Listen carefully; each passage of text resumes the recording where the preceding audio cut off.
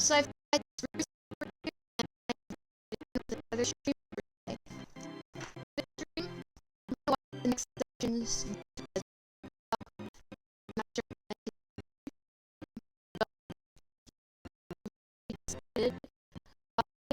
players voting. So I'm just going to the next section and figure out for the movie so I can vote properly. I'm done with exercise, but I probably won't do the voices because I'm feeling pretty burned out. I also brought a notebook to write down my ideas with. If there's time left and I'm not too burnt out from reading the next section by itself, then I'll do some dailies. It's pretty clear to me that Meph isn't going to be in this event. I'm disappointed, but I'll admit it would be kind of weird if Meph was in the event since I've got a soul bond with him. Basically, think like an imaginary friend combined with astral projecting. Alright, Section 9, Arash's script pitch. Great, does this mean that there's going to be multiple sections for each character and their premise? This is gonna be a pain in the ass.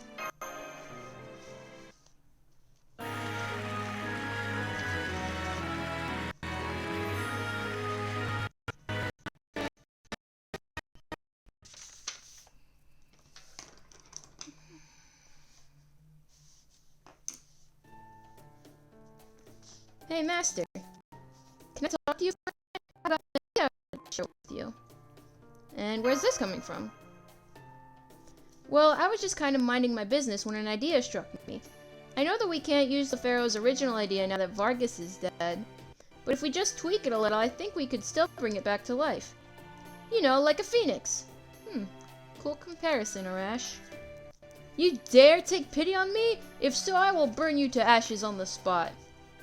Like a phoenix. But I can see that I need not worry. Very well, say your piece. How do you want to bring Vargas back to life? He was pretty definitely dead in that last scene. Especially since I was the one who pronounced him dead. Oh, I get it. You're saying we make Ryouma a liar? Nah, I think he's saying I'll bring the idea back to life.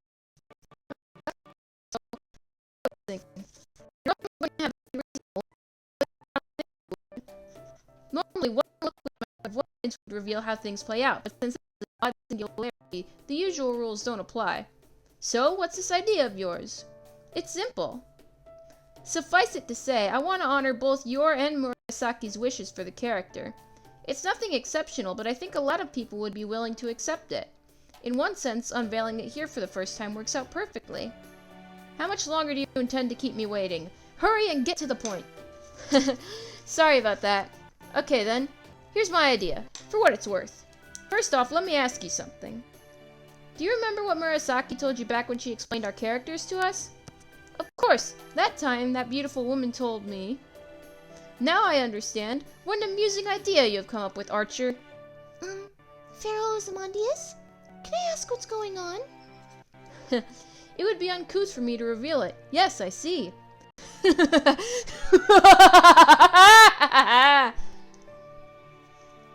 there was a joke in there, I sure as hell missed it. I remember what Murasaki told us about our characters too. She said you two were the prince of the old Nadai Nadha kingdom and his assistant. Oh, now I get it. So that's your game. Already figured it out, huh? Yup, you got it. Sorry I couldn't come up with anything better. I'm sorry, Arash, but I still don't understand. Could you tell me what it is you're talking about? You're really kind, aren't you, Missy? Okay, let me try this again. Murasaki told us that we were the prince and his attendant. So far, I've been playing the attendant, and the Pharaoh has been playing the prince, as you'd expect. Right. Oh, you mean... I sure do. Now that Vargas is dead, I thought, what if we turn that around? Okay, let me write this down.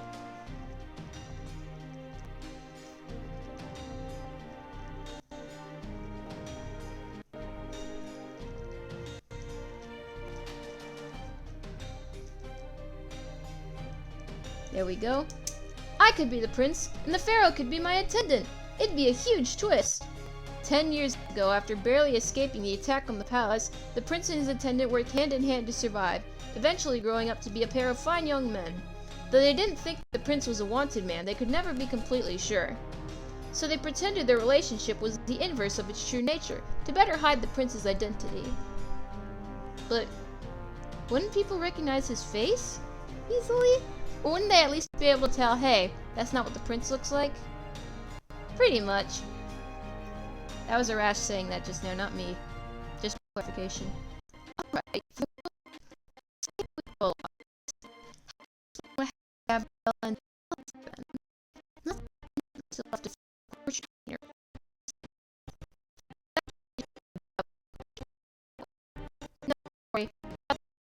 Too.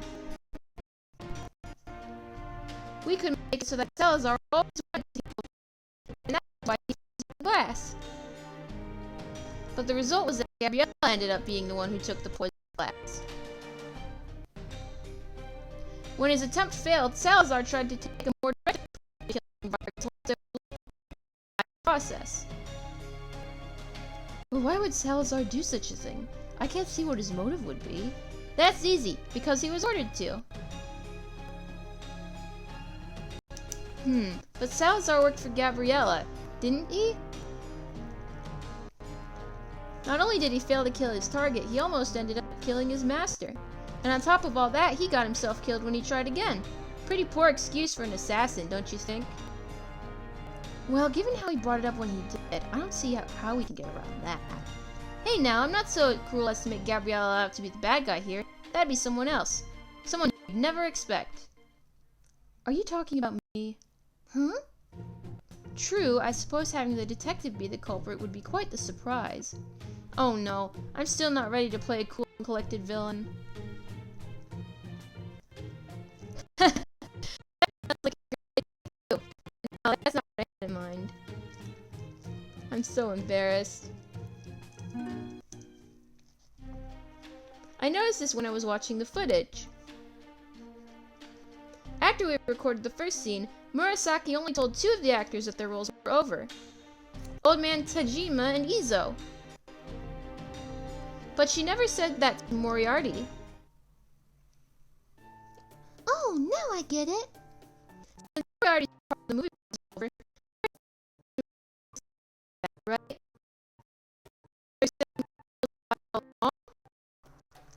Then what gives it the funeral? No, wait, it was Salazar who ran the funeral. And as Miguel's loyal servant, he would surely have no issue aiding his master fake. Sure, I know if I might want Moriarty's character to stick around. I'm choosing to believe she did so because it makes my idea work even better. Perhaps she merely wanted to keep me around as a production assistant. She might have also planned on filming flashback scenes. Either way, I think it's a great idea. That would mean the portrait painter is Miguel. Looks like you got me. Please. Of course. It's been too long since I got to play the mastermind. Well, maybe not all that long. Even after he retired, he would still be founding heroes who would have retained his vast influence. But that does not mean the Republic of Nadai Nata's political situation was stable. There were surely some factions who saw Miguel not as a hero, but as an obstacle. I see, so the threat of assassination must have always been looming over his head. Thus, he planned to fake his death to remove himself from the spotlight while continuing to rule behind the scenes through Gabriella. But then, the lost prince and his attendants suddenly showed up at the Meihousou, endangering everything he had planned. Miguel didn't know if they were here by coincidence or to seek revenge. Either way, he decided to take care of them before they could discover anything that might truly jeopardize his plans. And that's why Miguel ordered Salazar to kill Vargas, who he thought was the prince. Okay, just let me write this down.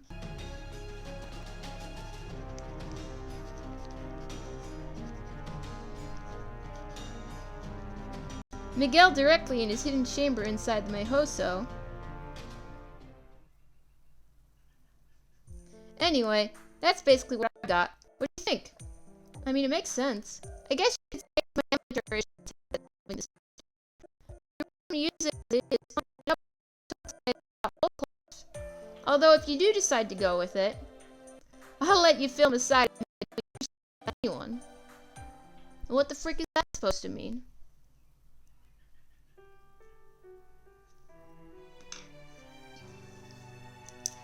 Alrighty then. So that's the first pitch. I guess it makes sense. I'm already considering it.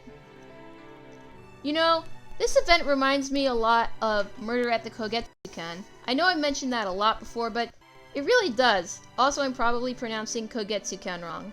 There's a murder, an ending that is determined by voting, missions that don't have battles, homes definitely plays a part, servants using different names, albeit for a different reason now.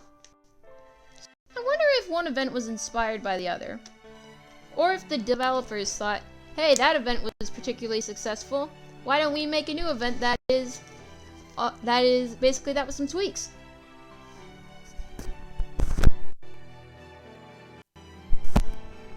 Alright, let's see Sakamoto Ryouma's script pitch.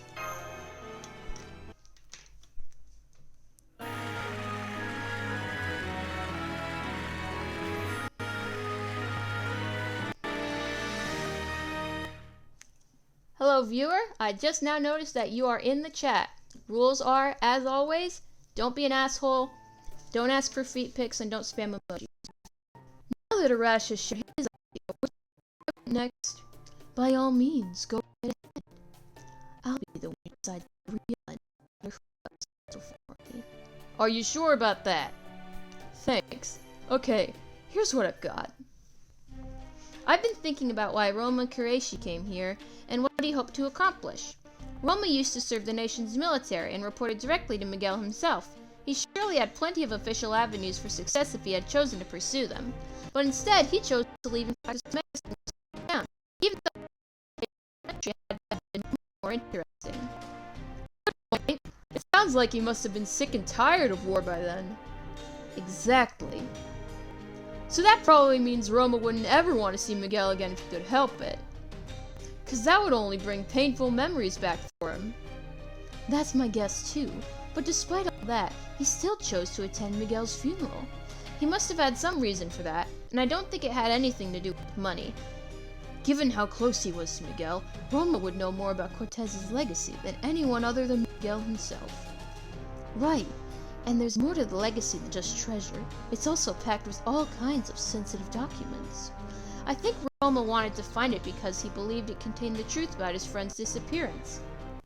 If it turned out his friend was actually living a happy life somewhere else, great. Okay, let's see. Looking for Cortez. I can't remember who Cortez is. Let me check. I know there was an accent mark somewhere. Okay, and I accidentally spelled it with the Z.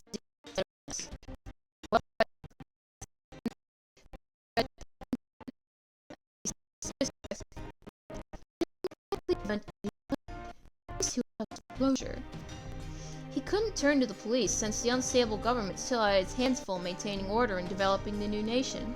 So he decided to slip Gabriella a drug and take advantage of the ensuing investigation to explore the Meihousou and look for Cortez's legacy. Alright, let me see. Poisoned Gabriella so he'd have a chance to explore the mansion.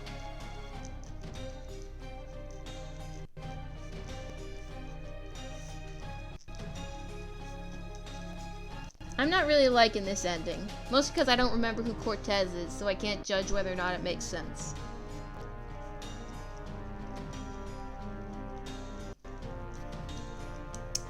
So then, how did he get the drug into her drink? Good question. Of course it would be impossible to make sure she chose the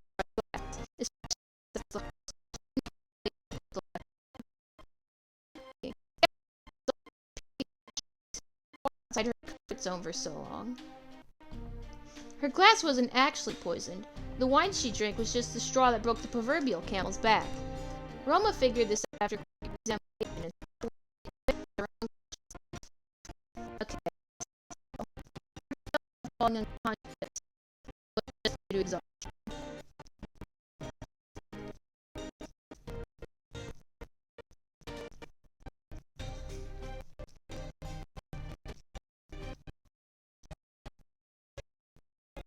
Ryouma, who examined her, decided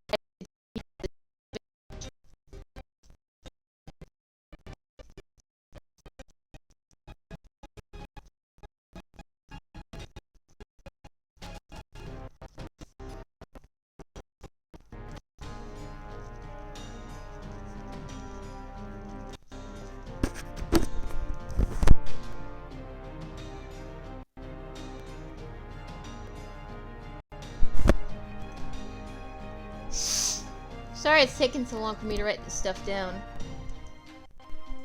He pretended to give her an antidote while actually giving her a powerful sedative. Oh, juicy!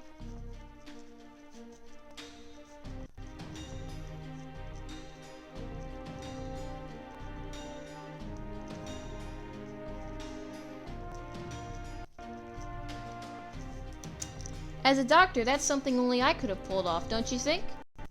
Well, that does make sense, but I still don't like this ending, mostly because I can't judge whether or not it makes sense. However, I didn't account for Salazar going berserk. Does that mean you're not going to have Blah. Does that mean you're not going to have Salazar and Daizo secretly be the same person? Definitely not. Izo lived and died by the sword. That was everything to him. Okay, let's see. Salazar is not Daizo. There's no way he wouldn't keep up his training, even if he lost all of his memories. And let me include that Ryouma didn't account for Salazar remembering.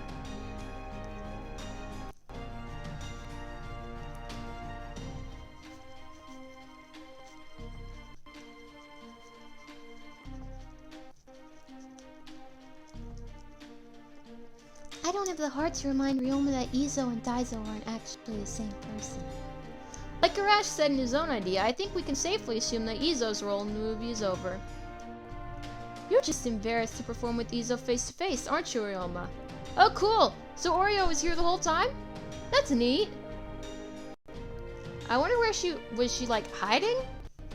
I don't know enough about Oreo to assess how she'd be able to hide, but maybe she was like in spirit form or whatever.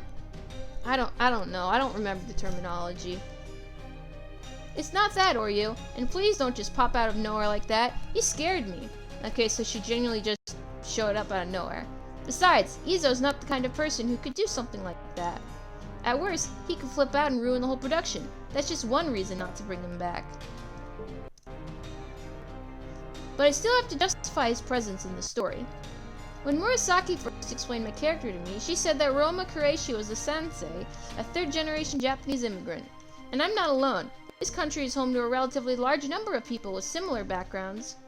Izo's character's full name is Daizo Oka. Needless to say, it's also a Japanese name.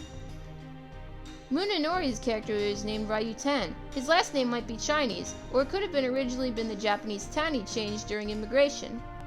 These names might be simple, but they still follow definite rules. Even my character's family name, Kureishi, has precedent in real life. I think it means Nightfall Stone or something? Let me look up what it actually means, just in case I'm wrong.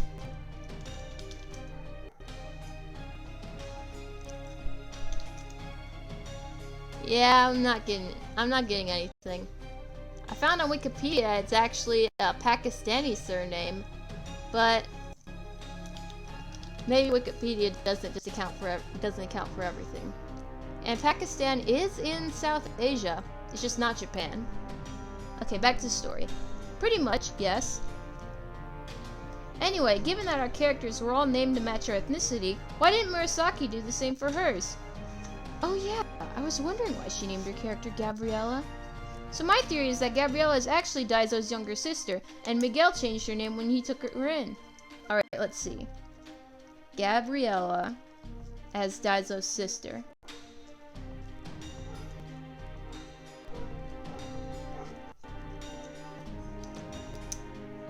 Though I admit it might be a bit of a stretch. The audience would just have to use their imagination and fill in the gaps, I guess. Okay, here's the thrust of it. We know from the earlier scenes that Ryouma got his hands on some top secret documents. I didn't give them much thought during that scene, but I think I've got a good idea for them now. Oh? It looks like someone's getting quite accustomed to improvisation. What if there were a report detailing how Daiso died? Wait, who was looking at the documents? Okay, it was Ryouma. Sorry, I've got the memory of a goldfish. Let's see. Ryouma found documents about how Izo died.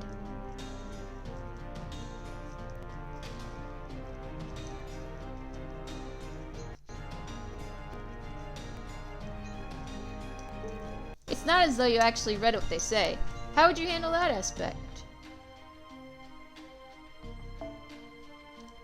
Well, I do have a possible scenario in mind.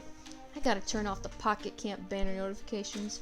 I think Daiso's the kind of guy who'd go down swinging, making sure to take as many enemies with him as he could. But if he died in a blaze of glory like that, Ryouma would right? And if he'd already heard about it, he wouldn't come all this way looking for answers. So if he died quietly, that would inevitably mean an incredibly skilled swordsman must have killed him in secret. And I can only think of one character who fits that bill. Oh! You mean General Tan? Alright, let's see. Tan killed Daiso quietly.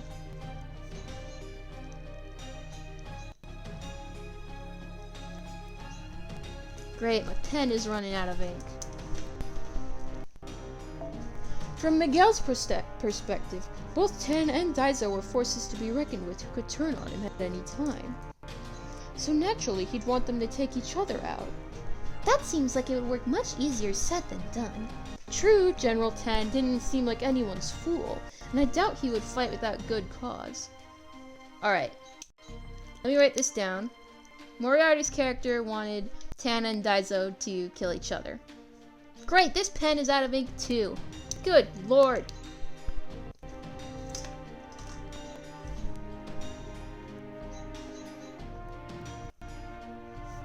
Okay, I found one.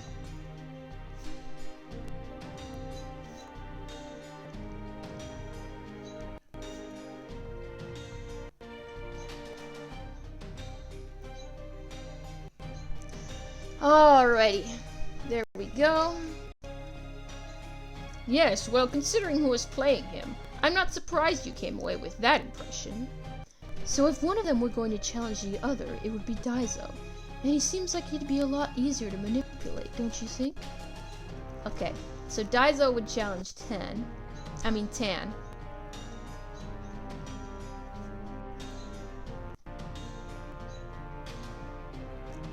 If we filmed it, I'd imagine the scene could go something like, Kill General Tan, and I swear on my life that I will see your sister cared for and protected. Okay, let's see. Moriarty promises to care for Gabriella if Daiso kills Tan.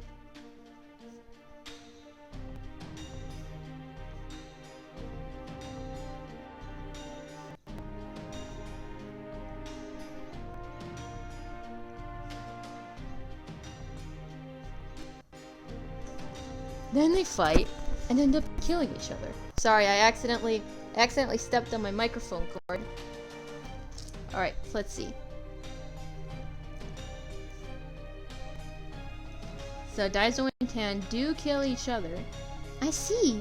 That does seem like it would tie up all the loose ends. Not to mention it sounds exactly like something more Miguel would do.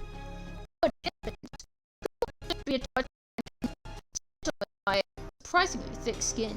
True to his word, Miguel took in Daiso's sister and raised her to be a proper lady. But then he broke his word and married her. If Daiso had known this would happen, he'd probably have gone absolutely nuts and cut Miguel down on the spot. Okay, let's see. Moriarty's character broke the promise by marrying Gabriella.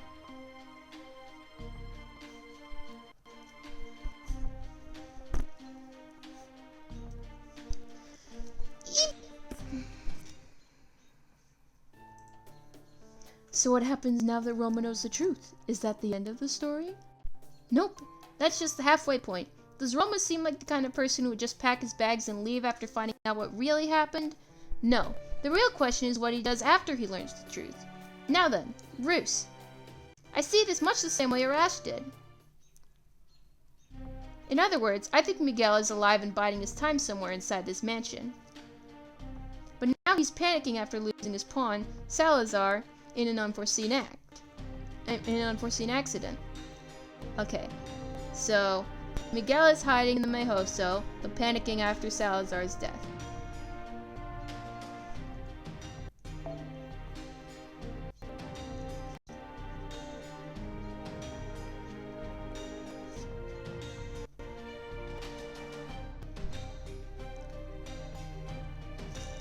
This feels like a lot of notes that I'm taking just for a fake Grand Order event.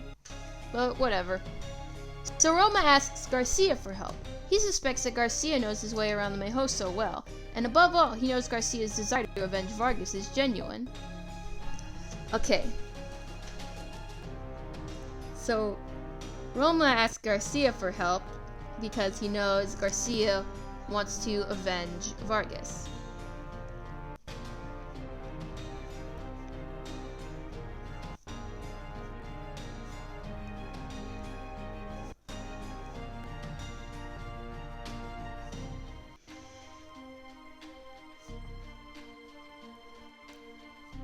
This might be a pretty long stream if I'm gonna have to go through all of these. We're already at the half-hour mark.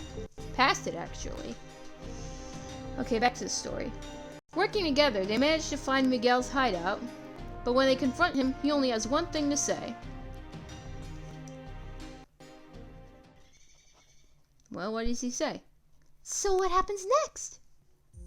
What happens next? Isn't it obvious? Anyway, I don't know if we're going to go with this idea or not. It's honestly embarrassing to lay it all out like this. But what does Miguel say? But if we do go with it, I plan on taking it real seriously. Anyway, I hope you'll at least mull it over.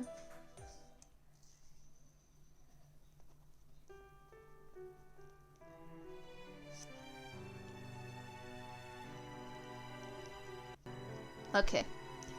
That did sound pretty cool. I like the idea, but I'm not sure how you want that to end. You didn't tell us. I'm dense as a brick. I can't figure it out. Whatever. Before we move on to the next one, I don't know. Let's talk about something else just to ease the tension. I mean, I got my second vaccination shot today. The lady who gave it was nice. And it was barely even painful. I mean, there was still pain. I was getting a shot.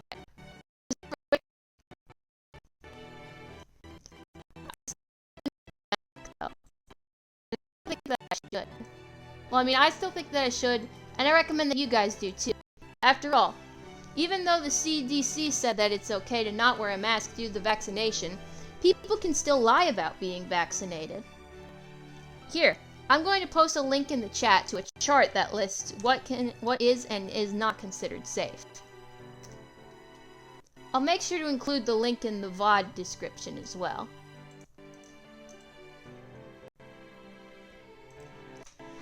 Alright. Now let's get back to the story. Let's hear Salieri's script pitch.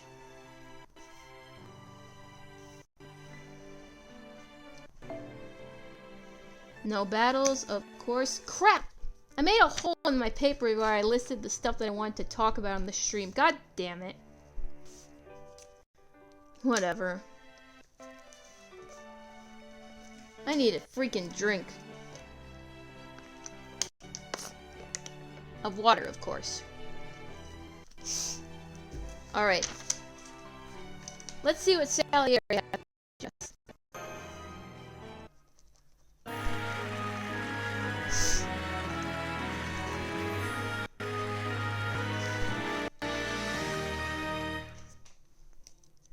Looks like there'll only be 2 more script pitches. That's good. We can keep this somewhat brief.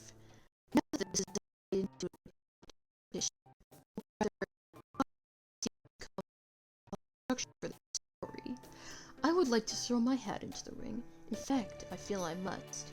Crap, I think I'm doing the voice wrong. I'll just use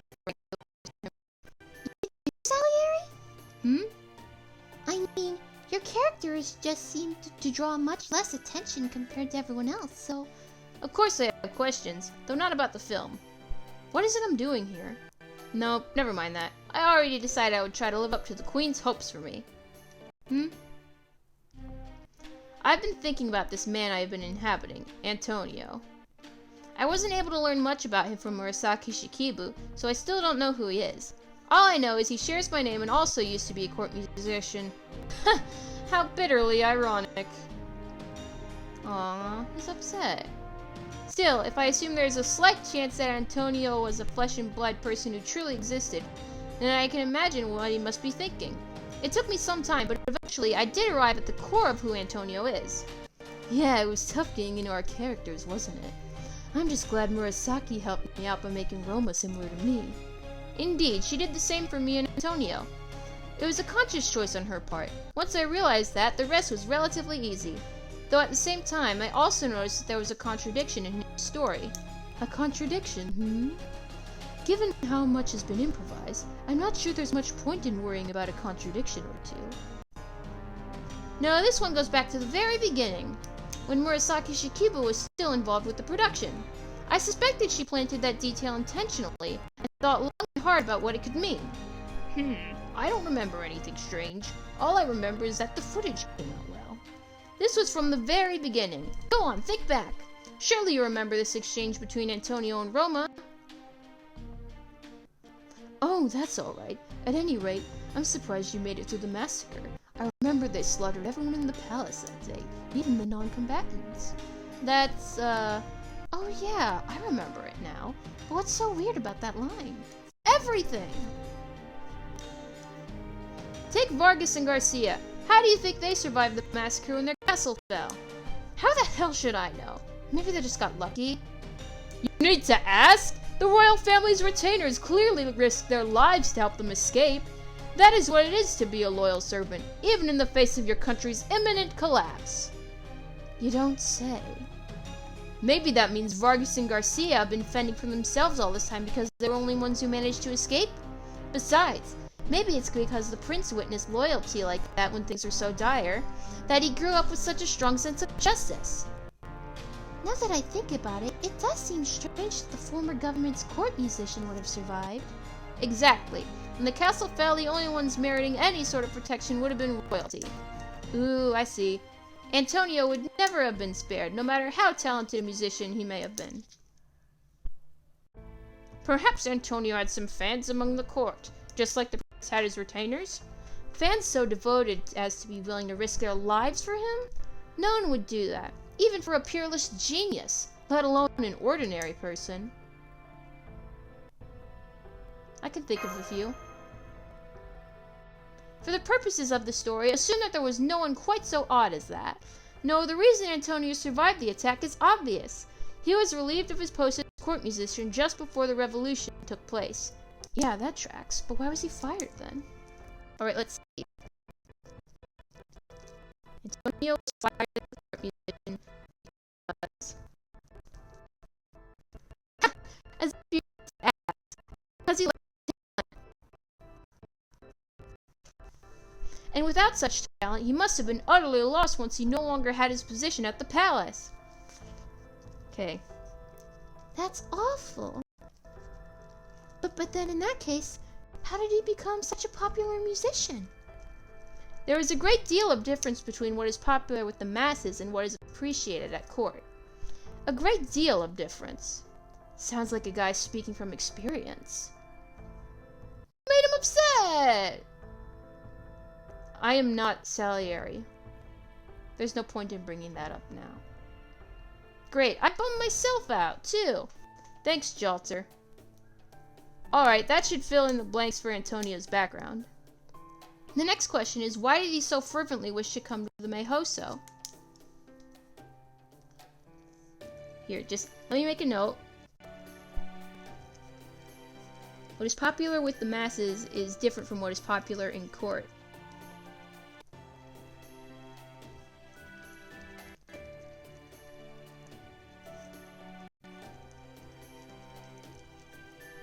That doesn't really make much sense to me, but I'd like to have that explanation written down in my notes. Now that you mention it, he did say he had to pull every string he could just to get here. After hearing rumors that Miguel had a fondness for young women, he may have thought to present Elise as a gift. Whoa, scumbag much? Prick would do Prick should do the world a favor and die in a fire. Alright. That is pretty asshole-ish.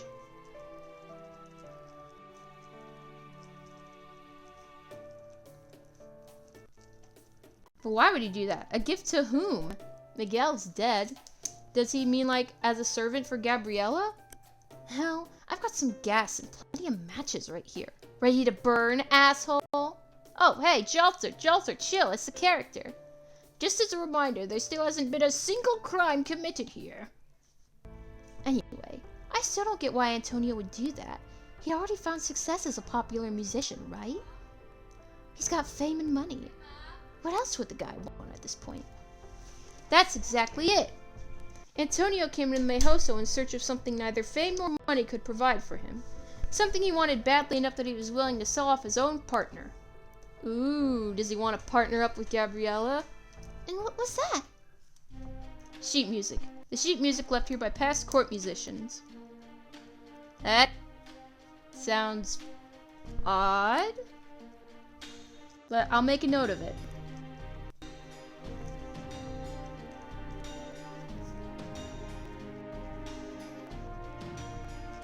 And this pen is dying too. For fuck's sake.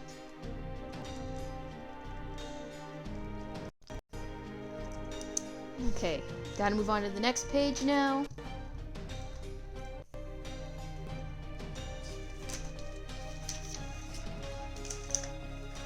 I don't know how much they left behind, but whatever here, I think I'll have stolen the court musicians, so maybe I'm mixing up who is on which side in the war. Alright. Another dang pen! These things are dropping like flies! Okay. I don't know what's behind. Oh, I heard about that. Miguel was going around collecting all sorts of documents anyway, so I don't see why sheet music couldn't be among them. No matter how successful Antonio was among the larger populace, it could never wipe away the stain of his youthful failure, and he found himself unable to turn away from it completely. So he wanted to see the music his dead colleagues had left behind one more time. Okay, let's see. He wanted the sheet music for nostalgia. Of sorts.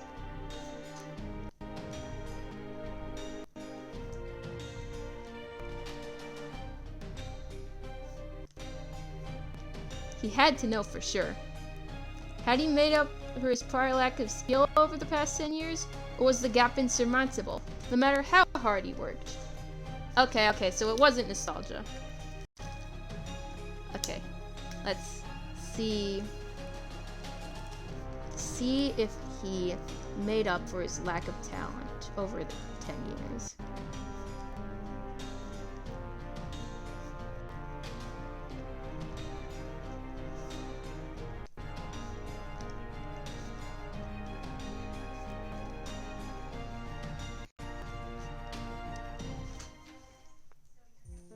They do say to write from experience if you want to quickly infuse or work with gravitas.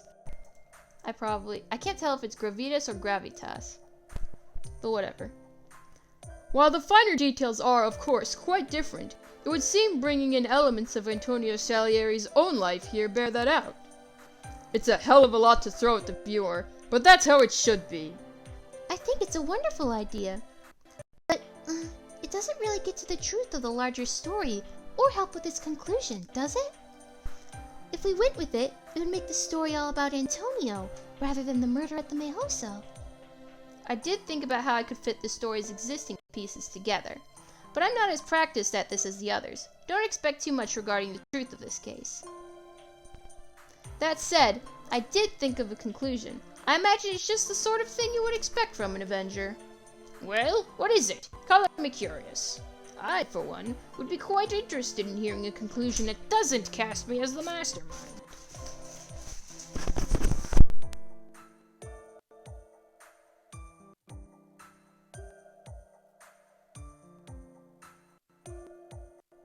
Sorry about that pause there. My mom came in and I needed to ask her to leave. Anyway, back to the story. I see no point in going into detail on a story that may never be filmed. All I will say for now is that if we do about filming it. I Well, we give it. Though of course that won't happen since my idea is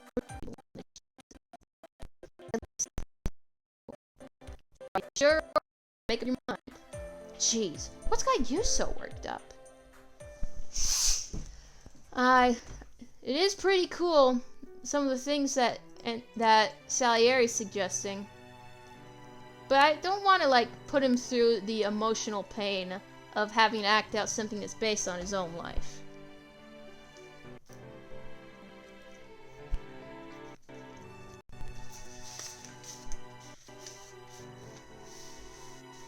Let's distract from that sadness. Something interesting happened to me today. I was playing Animal Crossing, and someone on Nookazon gave me 3 million bells for a piece of concrete, for some concrete flooring. Can you believe that? 3 million bells for flooring that was worth 900 bells. That was more than generous. Like, good God.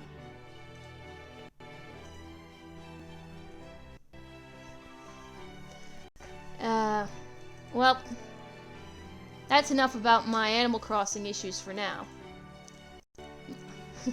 Let's get on with the story. Let's hear Jalter's pitch.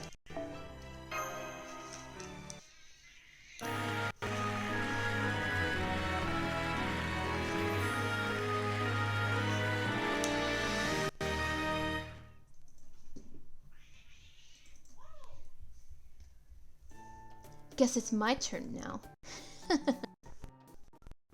I don't like the sound of that. Oh, I thought I would go next. But of course, I'm happy to let you go first. After all, there's no way you could top the idea I've come up with. Tristan seems like he's come up with something interesting, but I suspect this contest's winners will be determined more by who speaks up first.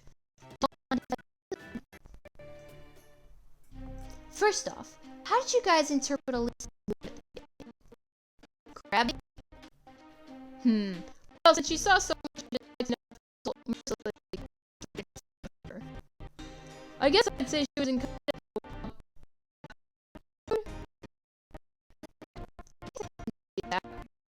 harsh.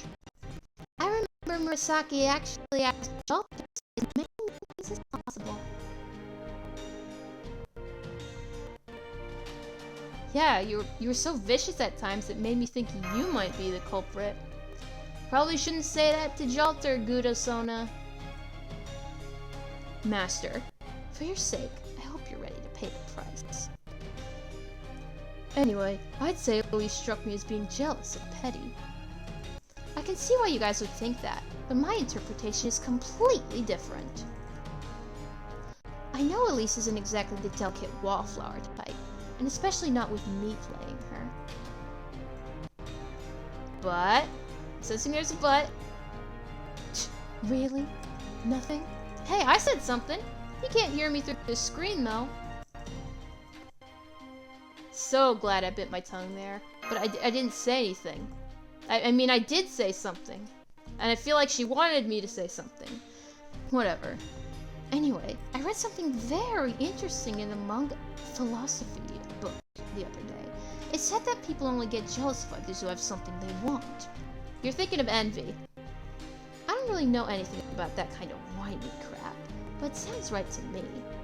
So if Elise was jealous of Gabriella, you might think it was because of her money. Again, that's envy. But it couldn't be that, because Elise was already comfortable in her singing career and on her way to being truly rich. No, I think that if Elise was actually jealous of her, it would only be because Gabriella was a better singer. Okay. I just realized I forgot that I am taking notes. Okay, let's see. Elise jealous of Gabriella for being a better singer.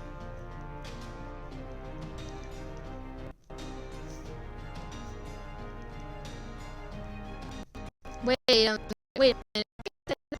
Jealousy? Dang it, Jalter. You mixed up jealousy and envy. Go. So I don't think she was envious. I think it goes deeper than that. Wait, so it's crap! Should have checked that out before I wrote that down. And now I'm missing dialogue. Fantastic. Well, if Elise really did upset Gabriella, it'd probably make her professional life a lot harder, no matter how popular a singer she is. Indeed. If she cared about her career that much, I can't imagine she would truly risk incurring an authority figure's wrath. And if she merely disliked Gabriella, she could have just badmouthed her behind her back. So if Elise wasn't envious of Gabriella, then what did she feel? I'd say she was strongly fixated on her. Huh? The way I see it, Elise had a very personal reason for coming to the Meihousou. A reason that motivated her to pull every string she could to get in, just like Antonio did for his sheet music. She wanted to see her beloved childhood friend again. That sounds nice. So who would that be? I'm assuming Gabriella. Back when this country was still the kingdom of Nadai Nadha, Elise was a child living in poverty. Okay, let's see. Elise wanted to see her childhood friend again. But let's see just who this is.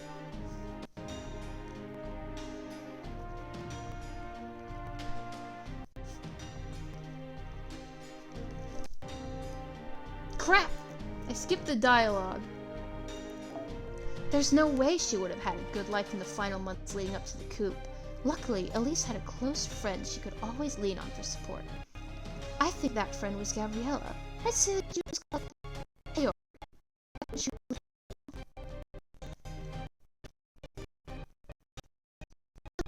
I'd have thought Ryoma's idea made sister. Oh, honored. She still died such.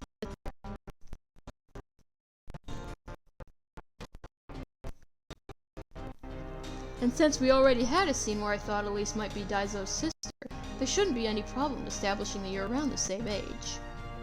But then one day, Kaoru suddenly disappeared. Rumor had it that General Cortez took her in as his daughter. Oh! Miguel is Cortez. I can't believe I forgot that. Well, actually, I can believe it. Okay, let's see. So Kaoru disappeared one day.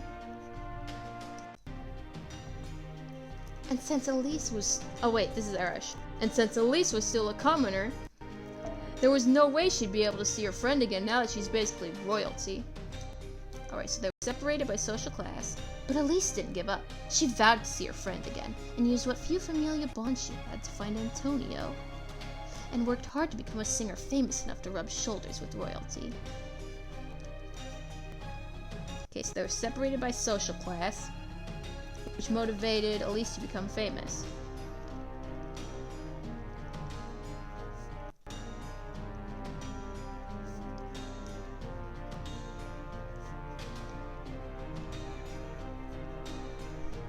Eventually, all that hard work paid off, and she finally came face to face with Kaoru again.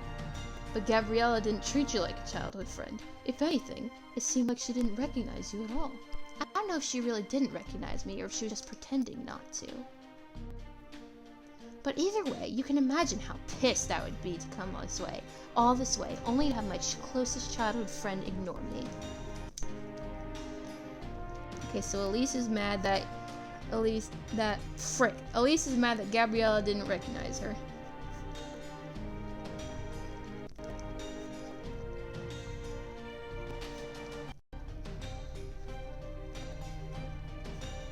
Got it. I think I'm liking Jalter's idea the most.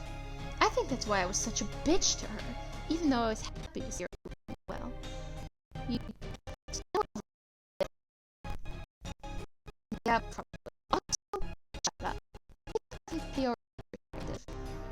There was nothing she could do about her brother going missing, or about being taken in by some creepy old guy from the old court. It doesn't matter how nice her new life was. She was still a bird in a gilded cage. She must have had to bury her feelings deep down just to get through the day. That's why I wanted Kaoru to stop suffering in silence. I wanted to hear how she really felt, even if it meant she'd never speak to me again. That's all. Okay.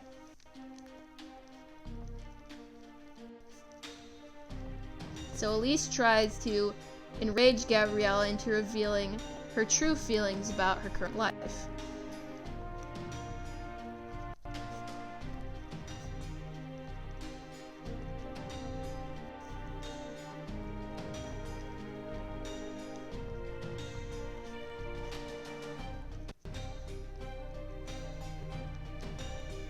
Alright, got it.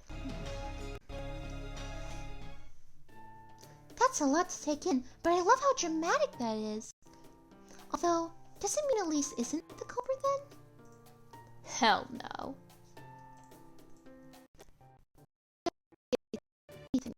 Chances of seeing Gabriella's reaction after coming all this way. If anything, she'd be furious at the culprit for robbing her of this opportunity. Not to mention that if Gabriella ends up dying from this, she'll never have another chance to talk to her. So Elise would throw everything she has into finding the culprit, for Gabriella's sake as much as her own. The culprit, Would Miguel fill that role here like he has in other scenarios? Oh yeah, Miguel. Nah, the old creep can stay dead so he doesn't get in the way. Ouch! Just deal with it. You've been dead this whole time anyway. And Elise wouldn't have any reason to undergo combat training, so she couldn't do a fight scene anyway. Besides, I already know how this story ends. But if Miguel isn't the mastermind, how do you intend to tie up all the loose ends? Simple. Gabriella's a young widow. It's no stretch to think that people around her might get some wicked ideas. I'd say her servants wanted to steal all of Cortez's legacy for themselves. Makes sense. The government could take back any land and property they tried to steal, but if they have dirt on the people in power, that would give them considerably more freedom to act as they like. But of course, they'd be the first to be suspected if they killed Gabriella when no one else was around. So they waited for an opportunity like this to try and poison her. All they'd have to do is pin their crime on one of the guests. Yeah, that works. That way, we can say that Salazar tried to kill Vargas to make his death look like a suicide. Okay, so Salazar might be the culprit. And he killed Vargas to make that look like a suicide.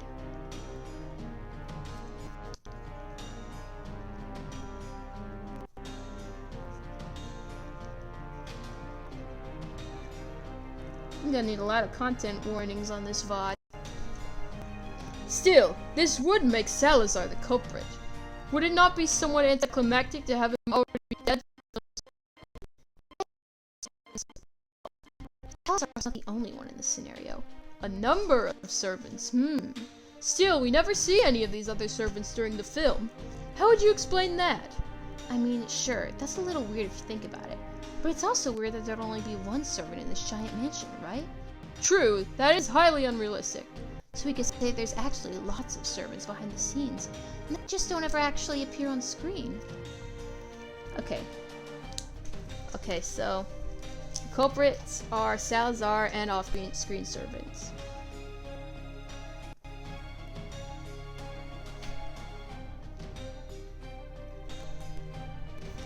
That sounds pretty satisfying.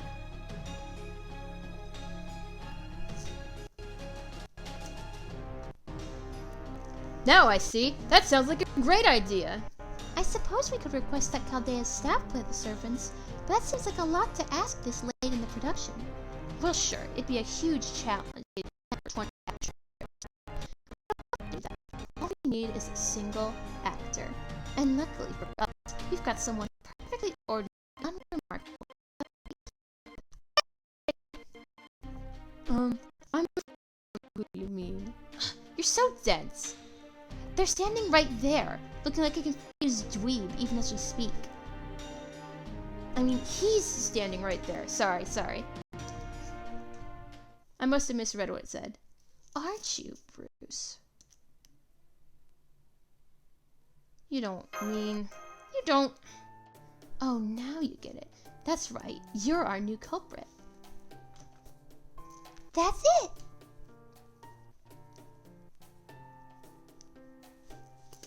Still kind of pissed that you said that about me, Jalter. Oh, sorry. I'm afraid I got a little carried away. See, Jalter's idea is a staple of mystery movies, where it turns out the person behind the camera was actually one of the characters all along. Ooh, I like that idea. And above all, this way, Senpai can be part of the cast too. I think it's a wonderful idea. Good point. If Bruce is a servant here, it only makes sense that he'd be sticking close to us all this time. And that also means he'd be able to keep an eye on everything and move about freely. In a sense, it makes him way more of a villain than Moriarty. That intonation was weird. Like I said, I really gotta read these things. Was it really necessary to bring me into this? Then, when I point to the culprit, the camera can do a 180 and reveal Bruce as the mastermind who's literally been working behind the scenes this whole time. Intriguing. Your idea has a great deal of merit.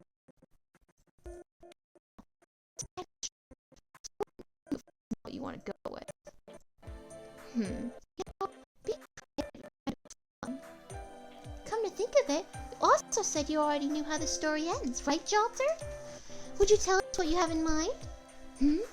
Oh, well, it's nothing that special. After I reveal the culprit, it's basically just a scene of me and a still sleeping Gabriella where I tell her how I really feel. As for how that would go, you can find out once we start filming. I like this. I like this so much. I like this so freaking much. But we still gotta hear Tristan's pitch. That means another... Damn it. I gotta plug this in. We'll be right back.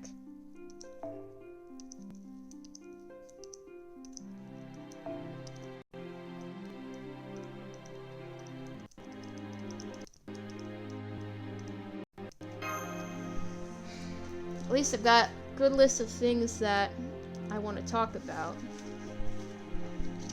while it charges. So, what I do want to talk about. I'm thinking of adding more links to my channel page, including my Nookazon account and my Tumblr side blogs. Okay, where's the charger? Here it is. Okie dokie.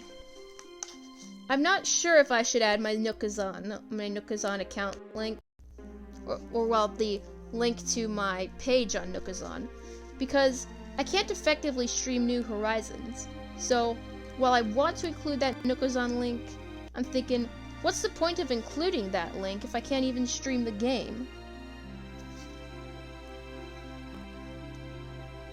On the other hand, I can think of plenty of reasons to both include and exclude links to some of my side blogs. I have a self-shipping blog where you can find plenty of posts about Mephistopheles, so that's Fate Grand Order related. I've got a fandom blog, which I'm sure you guys could give or take. I have an OC blog, but I don't really update it much, although I do include posts both about my OCs and other people's OCs. I have a Puella Magi Magica Magica side blog, and I figure I might include that because I do discuss the series often. I have a Villain Core blog, which I guess could help you understand my sort of persona for my streams, although the personas that I have on that blog are different characters from myself and this whole Clover Demon thing that I've got going on. And, of course, I have my Fate Grand Order blog, and if you're watching this stream, that's probably the one you'd be most interested in. I post notices about my streams on there, so just before I go online, you can see those posts, and be like, oh hey, Bruce is going to be streaming Fate Grand Order again. I also have an Animal Crossing blog. It's my newest one, it's my newest side blog, and it's the one that I am the most excited about. So I'm asking you guys for your opinions. I'm going to post a link in the chat to a survey where you can look at all the options and pick the ones that you think I should include links to on my channel. I'll look at the results on Wednesday, but I'm not sure if I will do that on stream or off stream. Here, I'll post a link. Just give me a second. And yes, I will include this in the VOD description. Whoop, I phone almost fell asleep again. Okay, here we go. There's the link. Oh, damn, we've been going for more than an hour. Yeesh. We definitely won't be able to do the dailies today. Or at least not in this stream. For all we know, I could end up streaming later and do the dailies. Speaking of Animal Crossing, here's some fun news. I am, my older sibling's friend has an amiibo of Nan the goat, who I want to have on our island. Because my older sibling really wants her on the island, because they really like Chevra the goat, and Nan and Chevra have that goat pen pals dynamic. I was contemplating who I should get rid of with the amiibo. Zucker the octopus, or Sprocket the robot. The ostrich, yeah. No wait, frick, is he a... No wait, yeah, I'm pretty sure he's an ostrich. What freaking ever. Anyway, I figured I could get rid of Zucker because... I mean, not Zucker, Sprocket, because my older sibling just hates Sprocket. They think he's scary. But I do find the rivalry funny. Kind of like Timmy's dad and Dinkelberg from the Fairly Odd Parents, where one of them just does not care. And also isn't really doing anything wrong. I was also considering the idea of getting rid of Zucker using the amiibo card, because he's not one of the 10 villagers on the list of villagers that we want on Mauvebury. That's the name of our island. But he's still one of my favorites, so I wanted him to go. I wanted him to leave last. But eventually I decided that it would be better if I could make my older sibling happy by getting rid of Sprocket as soon as possible.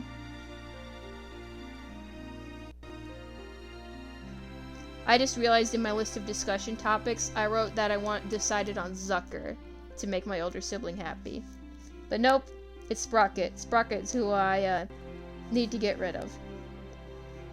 There's also Poppy the horse, who I want to move away, but I don't have any strong opinions on him or any reasons to keep him or let him go. So he's just like meh. Other villagers who I want on the island are Punchy and Lolly cats. Punchy is my personal favorite Animal Crossing villager because he's funny and he's a cat. I like cats. And he wants to be a cartoonist, like I used to want to be a cartoonist. Currently, I want to design graphics for video games or do YouTube and Twitch full-time, which is why I try to stream every day as of late. Lolly the cat was requested by my little sister to get put on the island, and I think she's her favorite. My little sister doesn't play much anymore because she's busy, but I still know better than to deny her Lolly. I actually did the calculations for the odds of finding either Punchy or Lolly using a single Nook Mile ticket in Animal Crossing New Horizons. So, when you go to a Nook Miles ticket island, and you can find a villager there, first the species of the villager is determined, and then the villager who's there is picked from the list of available members of that species. So there are 25 villager species in New Horizons, and there are 23 cats. Since I have Bob the cat, we can return that into 22 cats. So the odds are 1 over 35 multiplied by 2 over 22, which can be simplified to 1 over 11. So, multiplying those two numbers together, there is a 0.25974025974% chance that I will find Punchy or Lolly on a single Nook Mile ticket. And I was curious just how many Nook Mile tickets I would need to find one of them, assuming there were no duplicates when I went villager hunting. Now, the minimum number of Nook Mile tickets that I would recommend would be based on the reciprocal of that percentage in decimal form, rounded up. Since that percentage in decimal form is 0.002597402597 the number of recommended Nook Mile tickets that I would suggest for hunting for either Lolly or Punchy would be 386. Because the reciprocal is just a little bit over 385. Also, something interesting that happened today. My cousin from California is visiting this week. He and my aunt came over for dinner, along with my grandma. We played with Legos together, and also I showed him my 3DS, and he made Miis of himself, my aunt, and his brother. I'm thinking of putting them in Tomodachi life, but the thing is, since they're from California, I don't get to see them that often, so I don't really know how to accurately judge their personalities. Heck, I barely even know the cousin who didn't show up to dinner. Well, it's not like he didn't show up. He just was somewhere else. Well, that's enough chit-chatting. Let's see what Salieri's idea is. Alright, gotta, turn this around. Alright, section 13. Tristan's script pitch. Wait, I said Salieri, or I said Salieri just now. Dang it. Let's see what Tristan has to suggest.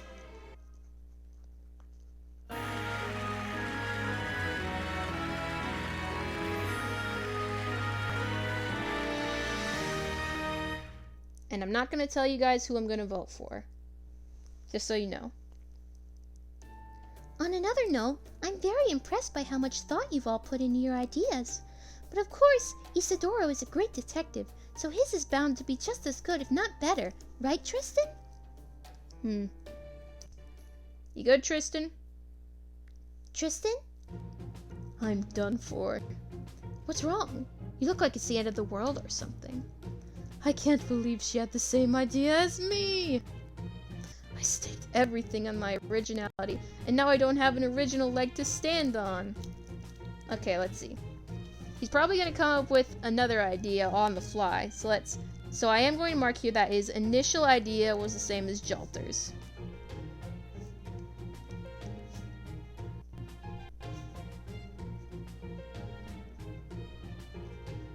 Alright, Tristan, let's see if we can come up with a new idea in about 30 seconds. If I say my idea was to make Master the culprit now, they'll think I was just ripping off Jeanne. Oh, okay. So the idea wasn't exactly the same, but it still involves me as the culprit. This is what happens when you go last, Tristan. You snooze, you lose. Nash, being a detective is much, much more difficult than it seems.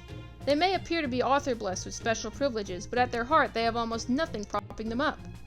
The fact that I cannot rely on drama for the conclusion like the rest of you left me at a great disadvantage. I see now that I should have been planting clues for the conclusion earlier in the story.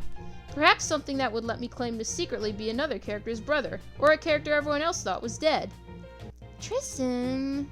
By the time I found myself wishing to take on the lead role, it was already too late. Alas, if only I had realized these feelings sooner. So, does he have a plan or no? Oh, also Adriana was actually doing almost all the detective work. Yeah, she was! True, at this point I can't even tell what his character's doing here. Ooh, burn. Indeed. For that matter, he hasn't even justified why he's been carrying a harp around this whole time. Oh, he's actually been carrying that around? I thought they just included it in his artwork because, you know, it's Tristan. He's got that in his regular artwork. I didn't think that the character was actually carrying around the harp the whole time. Yeesh.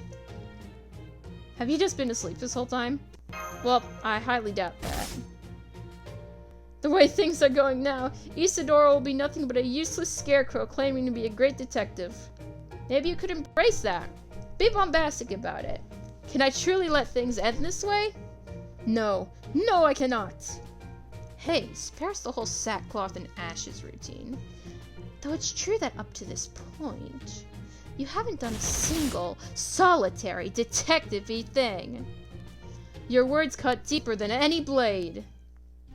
But it's all right. I decided to come at things from a different angle and make use of my incompetence. Tristan? Given that, at this point, Isidoro is indeed a detective in name only, What if it was actually Adriana who had been controlling him all along? Oh, nice! So, Adriana as the real detective.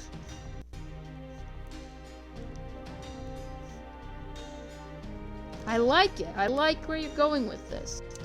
But let's see if you can convince me. Then, upon revealing herself as the true detective, Adriana could identify the culprit, and that would be the end. Oh-ho, so you're taking my subverted expectations idea and running with it, huh? I like it! But if we go with that, you're gonna need a real doozy of an explanation. Ah yes, the explanation. At this point, I'd say any of them would do. Huh? As long as we keep glossing over any accidents in filming the way we have been, it doesn't matter what the truth ultimately is. That's a horrible idea! I'm just gonna make a note of just how bad that idea is. Any explanation will do. You've gotta be kidding me. I'm starting to not like Tristan.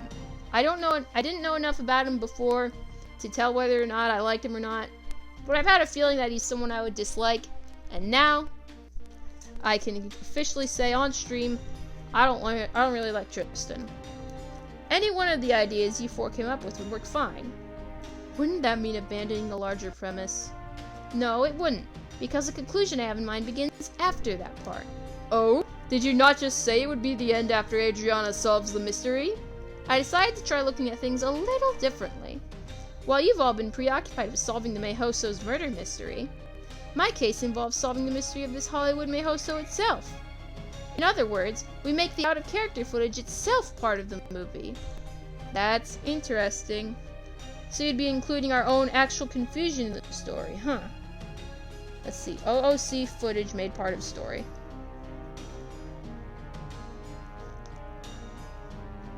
I like the idea, but I don't see how it would work. That would change everything about the movie. Yeah, it would! We should arguably never have tried to film a movie without an overarching theme in mind. So now that we have, we could make Murasaki Shikibu's fainting incident the true mystery. What if her fainting wasn't actually an unfortunate accident, but only disguised to look like one? Okay, let's see.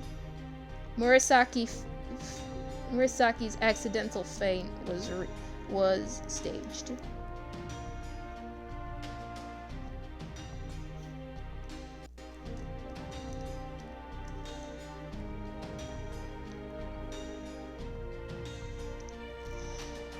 And if that were the case, who would stand to benefit from removing her from the scene? Does that not sound like an interesting mystery? You went the meta route, huh? Still, that could work for a puzzle mystery as long as you take it seriously, though you're stretching this to the breaking point. Yeah, you definitely are. That said, you'll need to have a really good explanation, or the viewers won't accept it. What have you got? I shouldn't tip my hand any further. All I will say is that I guarantee it will be interesting. After all, I am this movie's detective. So you're saving the best part for your own character, huh? I'm very curious about Tristan's idea. At any rate, we now have 5 possible endings to choose from. They all sound great, but we sadly don't have the time to film them all. I guess things turned out just like Dr. Roman said they would. What do you say, Master? If only I could choose one.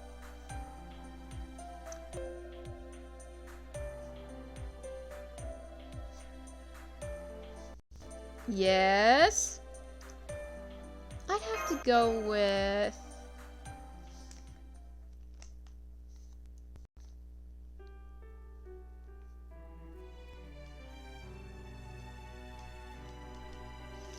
Okay, 5 theories have been suggested. Which ending will you choose? The theory that gets the most votes from all masters will be released as the movie's ending.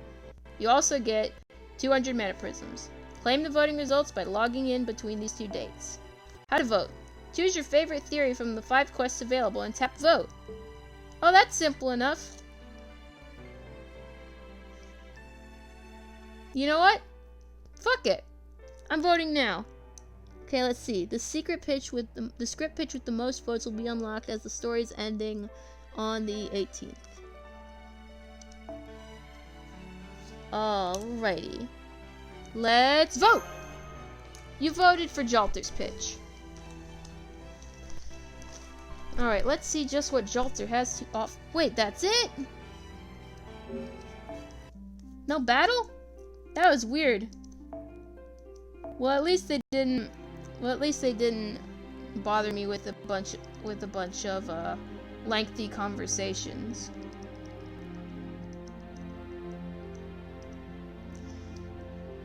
Signing stream. I mixed up ending stream and signing off.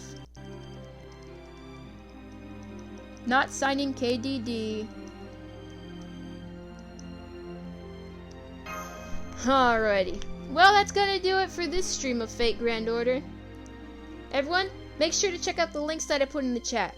Or if you're watching this on YouTube, the links that I put in the description.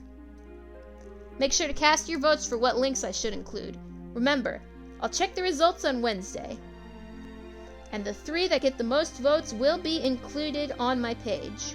Or if it turns out there's a limit on the number of links that you can put in your Twitch channel, I'll just put the 2 that got the most votes, or the 1 that got the most votes. Well, like I said, that's gonna do it for this stream. I hope you all have a fantastic day, week, month of your life, and I'll talk to you in the next stream. See you later, Cypherites!